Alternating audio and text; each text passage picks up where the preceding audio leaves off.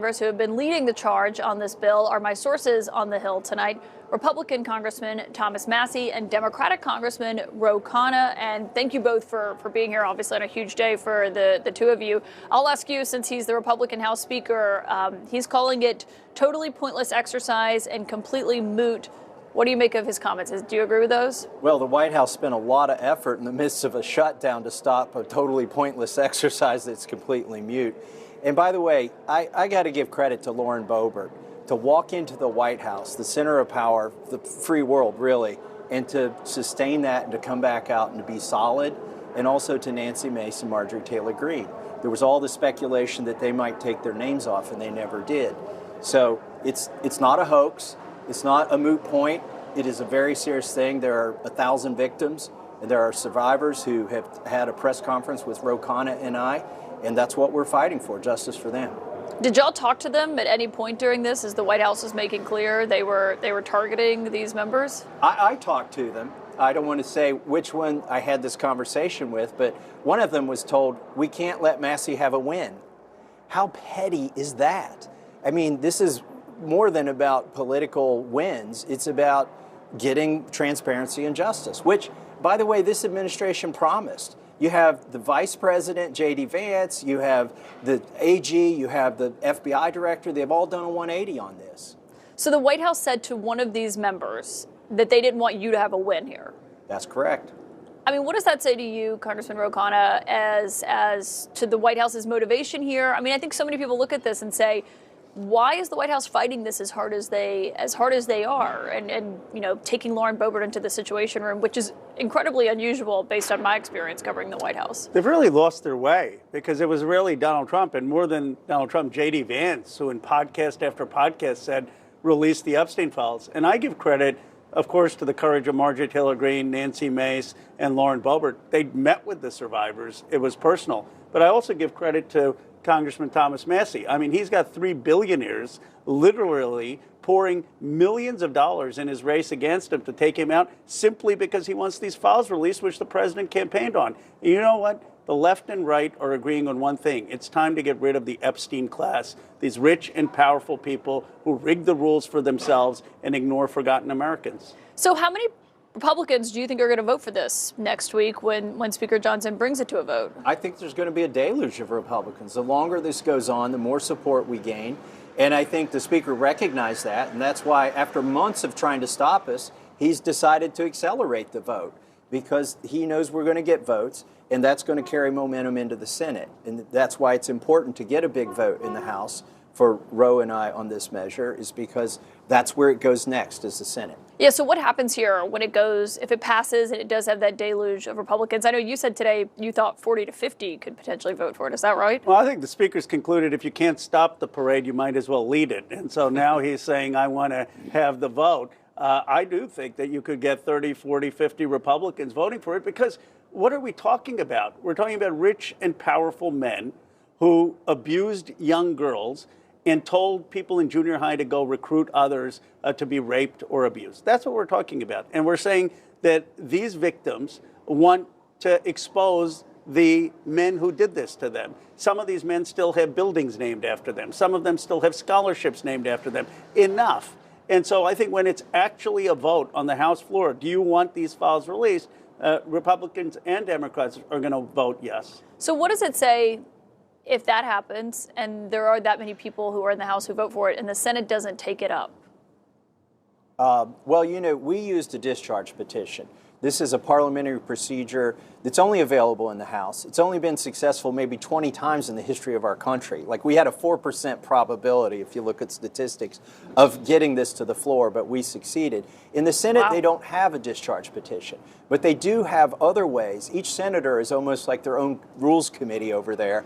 And by being dilatory or accelerating the process for other senators, they can cajole them into getting votes. And I think we could see a vote on this in the Senate. Why do you think the president keeps calling it a hoax, as he did again today? And he basically said no real Republicans, no good Republicans that aren't stupid or bad would fall for this trap. It's sad to me, because I actually didn't do this to score points against Donald Trump. I know Representative Massie didn't do it for that reason.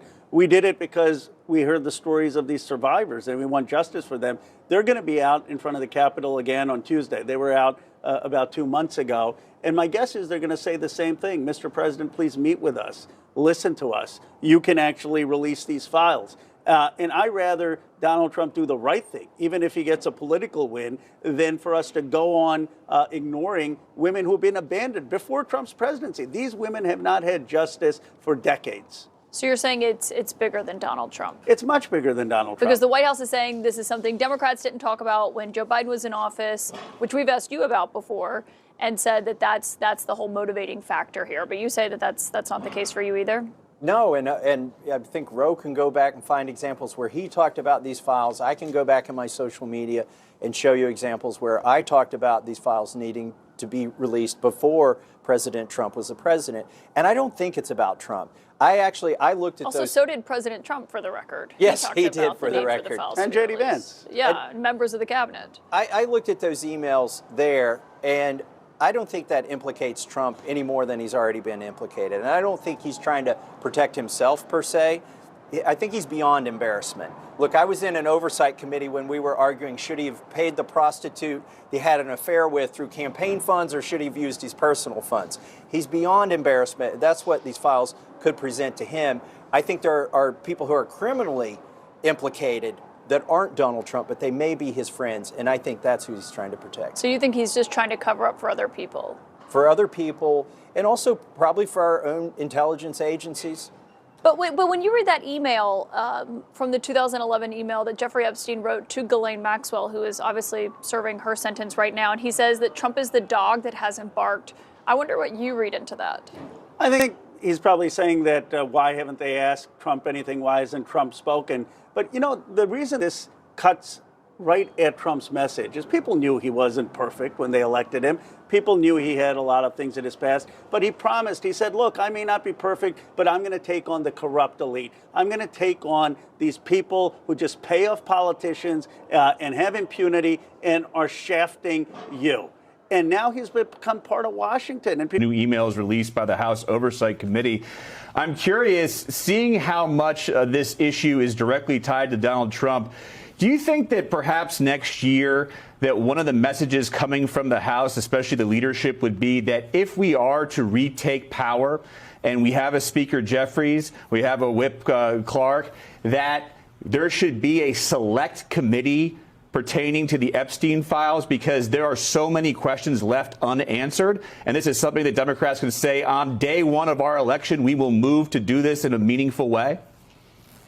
Yeah, well, let's see how this plays out. I am so relieved that finally Speaker Johnson, who's months late to the game, he could have called a vote to release the Epstein files anytime he chose to. But he has now said that we will do it, because we forced him to, with a discharge petition next week.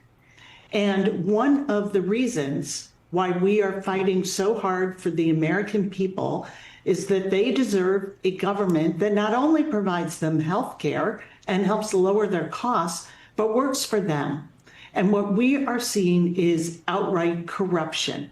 We are seeing a president who is doing everything, including today, calling Republican members of Congress who signed on to the discharge petition, trying to get them to either vote no or get their names off before Adelita Grijalva could sign and lock those signatures in.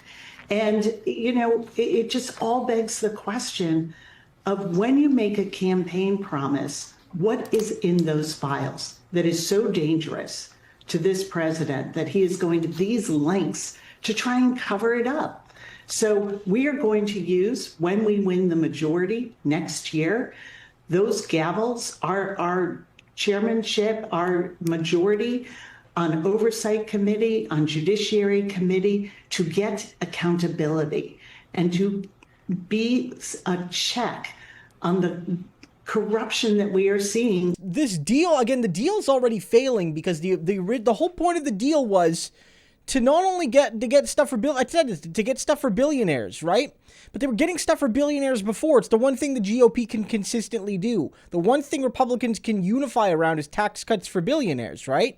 But the reality is The whole point of the deal was to kill the discussion of this topic, of discussing what Trump did with his buddy and what he knew and when he knew it and if he ever said anything. And the answer seems to be he knew a lot, he knew relatively early, and he didn't seem to say anything at all. Right? That's what it looks like. But what's interesting is Democrats are united on that question, the question that's actually going to matter in the coming days and weeks, and probably will not go away. Even months from now, we'll still be talking about it.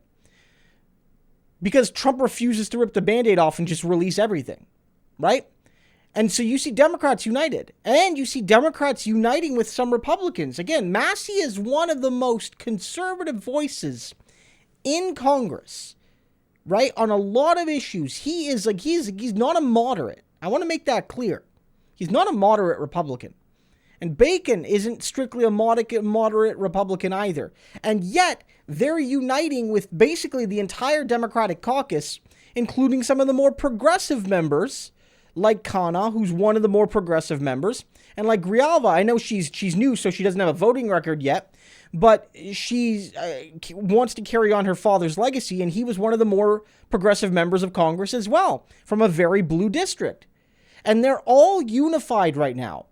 And so Democrats have sort of played a brilliant move. Not the Senate Democrat defectors and not the moderate dinos, Democrats in name only, but the actual, rank and file Democrats doing the work. You got to be honest, not so much Schumer and Jeffries, but Khanna, Grijalva, you see it, AOC, Jasmine Crockett, Garcia, Raskin. I can go on and on and on, but there's a lot of people who have been doing the work at exposing Republicans and building tactical, not based on, we're not going to be kumbaya, but tactical alliances with Republicans when needed, and that's been dooming Trump.